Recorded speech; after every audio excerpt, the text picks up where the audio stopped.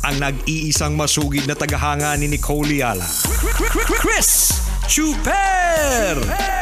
Kasama ang nag-iisang die-hard fan ni Chris Chuper, Nicole Yala!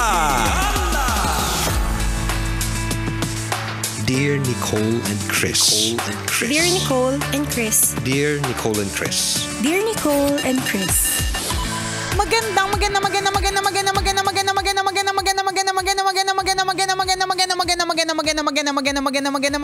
Magandang tanghali mga tambalani sa mga kabisya, mga kabasic. Hi partner! Hi partner! Hi mga kabisyo! Hello doon sa mga may kulang at may sobra. Ay.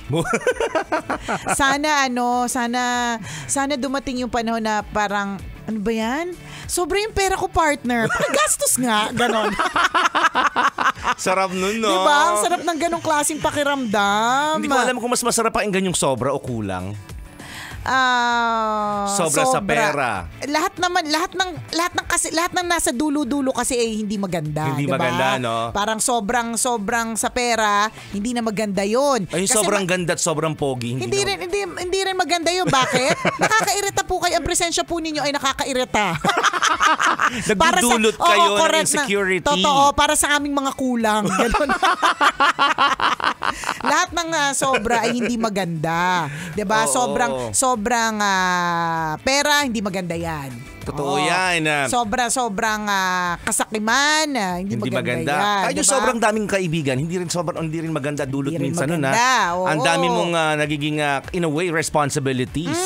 Ganun yung mga kaibigan natin, demanding sila minsan. Kaya hindi maganda pag sobrang daming friends. Tama, diba? Tsaka dadating din talaga yung panahon na uunti din ang mga kaibigan. Isa pa yun. Yan naman yung sinasabi nating kulang. Kapag kulang na, naku, ang lungkot din. Pag kulang na yung mga kaibigan, kulang na ang chance na ikaw ay may mauutangan, di ba? Parang iba lagi yung ano natin, no? Yung reason. Ba't ganit na tayo mag-isip? Makikita talaga yung perspective mo, no? Yung konektado talaga sa pera ang lahat ng bagay. Diba? Tingnan mo. Sobra sa pera tsaka kulang sa pera. Tingnan mo. Sobra sa pera, sabi natin. Hindi maganda yan. Sobra sa ganda, hindi rin maganda. Sobra sa pogi, hindi maganda. Yung kulang, hindi naman natin dinirect ng pera. Kulang sa pera. Kulang sa kaibigan. Kasi pag kulang ang kaibigan, kulang ang mauutangan. Babalik dun eh. Alam mo talaga yung kakulangan eh. Pulot-dulot talaga pera no? Pero sarap lang talagang pakinggan kapag sobra sa pera. Diba? At parang ang sakit sa dibdib pag kulang sa pera. Kulang sa pera, totoo. Pero totoo naman din, hindi lang po talaga tayo lahat nakaka-relate kasi hindi pa tayo umaabot dun sa sobra yung pera natin eh. Totoo ka dyan, laging kulang, no? Laging Actually, kulang madalas. Correct, laging halos laging kulang, 'di ba? Parang ganun. So hindi pa kami masyado makarelate dun sa sobra yung pera ko, nakakainis, pakigastos nga. Wala pa pagkakagastos yan dyan ngayong araw na ito? Ganon. Wala bang mangungutang dyan? Wala bang hikahus dyan sa paligid? Yung ganyan talaga yung tono, no? Wala bang kahit isang tuka dyan na pwedeng sampalin ng pera? Hindi kami, yung nakakainis yung problema mo. Hindi kami nakaka-relate dun sa problema. Mas relate ako sa, ang tagal naman ng 30. Ay, 15, 16 pa lang o 17 pa lang. Bakit 2 araw lang umabot yung sweldo? Yan, dyan relate. Nako, talaga naman. Hindi lang kami, pati kayo, aminin nyo. Aminin na. Diba, yung mga ngayon partner na parang yayamanin. Di kayo kasali. Di kayo na mayaman. Kayo na may sweldo pa hanggang ngayon. Di kayo na. Di kayo na mayabang. Correct, diba? Mabuhay kayo. Woo! May sweldo pa kayo. Woo! Power! Di kayo na. Nakakainis kayo, alam niyo ba yun? Yung kayo may pera pa, kami paubos na. Kahit kakasweldo lang nung Friday. Pero syempre partner, may mga times din naman na nakakaramdam ka ng ikaw ay nakaluluwag-luwag. Oo naman. So, kailan mo naramdaman na yumamang ka na kahit papaano? O kailan mo naramdaman na kahit papaano nakaluluwag-luwag ka na? Ano yung parang senyales mo? Pera pa rin ba to? Ibang luwag kasi nasa isip ko. Grabe naman yung tawa natin sa luwag. Grabe bakit ganun? Parang nagkakaiti dito sa luwag na nasa isip natin. Partner, 20 years na tayo magkasama. Yung luwag at sikip, alam na natin kung ano yung tinutukoy natin dito. So pera pa rin. Para lang malinaw. Oo naman, pera pera. Ano pa bang luwag ang iniisip nating lahat? Yung minsan maluwag na ako sa pera. Yan, Ganon, diba? Yung parang ganun. Kailan mo na masasabi na, ay, nakaluluwag-luwag na ako kahit papaano. Ganyan. Parang ang hirap sariwain. Wala ako. O sige, baliktarin na lang natin yung tanong. Kailan mo ramdam talaga na mahirap ka? Kasi I'm sure kahapon, isang araw, isang linggo kaya kong balikan. Oo, nakakaloka. Kasi yun madalas talaga. Madalang i-refresh yun. At saka mas maraming kwento, no? Mas maraming moment na ganun Mas maraming moment. Kesa doon sa nakaluluwag-luwag at meron. Pero wag mag-alala. Kung halimbawa ikaw ay nakasisikip-sikip, nagkabantaran, masikip, parang ang hirap, parang kulang, di ba? Huwag kang mag-alala. At least kapag dumating yung panahon ng paghihirap, sanay ka na, di ba? Yun Kala nyo inspirational? Hindi! Inspirational yun, ha? Kahit pa paano, di ba? Hindi ka na dapat nagugulat sa mga pagkakataong ubos agad ang sweldo mo. O kaya, hindi ka na dapat nagugulat sa mga pagkakataong bakit ang bilis na ubos yung sweldo o kaya bakit kulang ang sweldo. Dapat sanay ka na. Di ba? Hindi na dapat yung parang nagugulat ka pa ba, te? Dapat hindi ka parang na nagugulat. Parang lagi naman itong bago ng bago. Bago ng bago. Ito naman. Walang pabayad dun sa Bombay. Anong bago dun? Di ba? Lagi naman. Ito naman, iiyakan mo pa ba yan? Pero come to think of it, no? Parang sanay na sanay ka naman. Diba? Pero bakit lagi ka pa rin namumroblema? Dapat chill ka na lang. Correct. Di ba? Yung parang mga moments na parang kulang yung pera mo sa grocery. O nagugulat ka pa ba? Lagi naman kulang, di ba? So dapat sanay ka na, di ba? Hindi, pero seriously, dadating din yung araw na masasabi mo sa sarili mo na, ay, kahit pa paano nakaluluwag-luwag din ako. At kailangan ipag-pray mo lang yun. Ipag-pray mo yan at gagawan mo ng paraan, di ba? Para maging makaranas ka rin na nakaluluwag-luwag. Sa akin, magandang senyalis yung kapag ka nag-grocery ka, hindi limitado yung mga binibili. Hindi ka naglilista. Hindi ka naglilista. Pag pumunta ka ng grocery, kung saang aisle ka dumadaan, at bawat daan mo sa aisle, may dinadampot ka. Kahit alam mo, kunyari, alam mo talaga sa sarili mo, ang dami pa naming garbage bag, di ba? Pero dahil nakaluluwag-luwag ka. May garbage bag. Sa amin yung mga supot labo lang kasi. Ang liit naman ng basura nyo. Ang laki kasi ng basura namin. Hindi malaking supot labo naman. Malaking supot labo, plastic labo, may ganon? Oo. Ay, maliliit lang yun yung alam ko kasi yung sa mga sa mga tinapay, sa mga bigas. May malalaking plastic labo. Oo, meron. Mga ganun yung basurahan namin. Hindi namin afford ang garbage bag. Ganon. Kami nga, nung bata kami, sako lang eh. Neto lang naman naubos yung garbage bag. Diba? Wala tayo sako. Oo, senyalis na mayaman ka kapag may garbage bag ka sa bahay. Parang hindi siya uso dati. Oo nga. Sako talaga tayo lahat. Aminin yung basurahan natin, yung mga sirang timba sa bahay. Oo, ganon. Diba? Doon natin tinatambak lahat. Tapos pag dumaan yung basura, binayahagi sa mga basurero. Tama. Tapos babalik. Correct. At ang galing kasi nababalik niya, nasasalo nating lahat. Tsaka tanong ko maiba lang tayo. Bakit kapag dumadaan yung truck ng basura, natataranta tayo? Requirement po bang natataranta? Ayan yung truck na basura, nataranta na tayo. Para nasa stress tayo. Kasi ang bilis silang umandar. Oo nga. Pagbabagal-bagal ka, malayo na sila. Nasa kanto na sila. Tapos daladala mo yung timba, no? Oo, tapos matatapon mo yung basura mo. Correct. Kaya hindi na nga nakitapon, nagkalat ka pa. Kaya pala, requirement pala talaga mataranta pag nandiyan na yung truck ng basura. Pero diba, mga senyalis balik tayo na, mga senyalis ng kaluluwag-luwag. O kunyari may garbage bag. Alam mo naman na meron ka pang natitira sa bahay pero bibili ka pa ng extra. O kaya, itlog. Huwag na garbage bag, itlog. Alam mo, meron pa kayong itlog pero bibili ka pa kasi nakaluluwag-luwag ka na. Oo nga, no? Diba? Yung mga nakakabili ng itlog na isang tray. Ay, taray. Kami pira-piraso lang eh. Di ba? Punta ka sa tindahan, bili ka ng 2 itlog, lalahok natin. Totoo. Diba? Ganun lang. Sa oras lang na pangangailangan, ang dami ng bilang ng itlog. Alam nyo po, kaya alam nyo, nasa tamang lang yan eh. POV mindset ba? Mindset. So kung ikaw nakabili ka ng isang tray ng itlog, mas mayaman ka sa amin. Nakaluluwag-luwag ka. Oo kaya. Di ba? Nakaluluwag-luwag ka. Tray yung binibili mong itlog, yung nakastock sa bahay ninyo. O kaya yung ref ninyo, lahat ng lalagyan na yung egg tray nyo doon.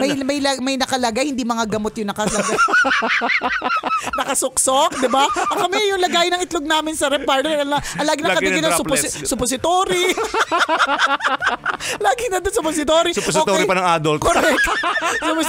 Suppository ng adult. Tapos minsan yung mga tawag doon, limonsito, kalamansi. Yan yung mga laman, oh. So kung yung kung lagayan mo ng itlog sa refrigerator mo, puno. Ay itlog talaga. Oo. 'Di ba? Sinyalis yan na nakaluluwag-luwag. Kapag ka ang laman ang lagayan ng ice cream sa loob ng refrigerator ninyo, tunay na ice cream ang laman at hindi tuyo. Hindi isda. Hindi isda o kaya hindi kaning lamig. Correct, o kaya apritada, 'di ba? O kaya yung mga senyalis yan na nakaluluwag-luwag. Uy, totoo ka dyan, ha? Diba? Kung ang banyo nyo may nakaroll yung tissue, medyo nakaluluwag. Oo. Iba din, tsaka Bakit ganun tayo lang ba to? Nagugulat kasi kami pag ang banyo ng classmate namin may tissue. May tissue sila. Mayaman. Iba din. Uy, aminin nyo yung normal na bahay, wala naman talaga nakaroll yung tissue. Oo, kaya hindi lahat meron, ha? Kapag yung opisina ninyo, walang tissue sa office ninyo, huwag kayong parang ang aarte ninyo na parang nagreklamo kayo na parang, ano ba naman tong office natin, wala tayong tissue. Sa bahay ninyo may tissue.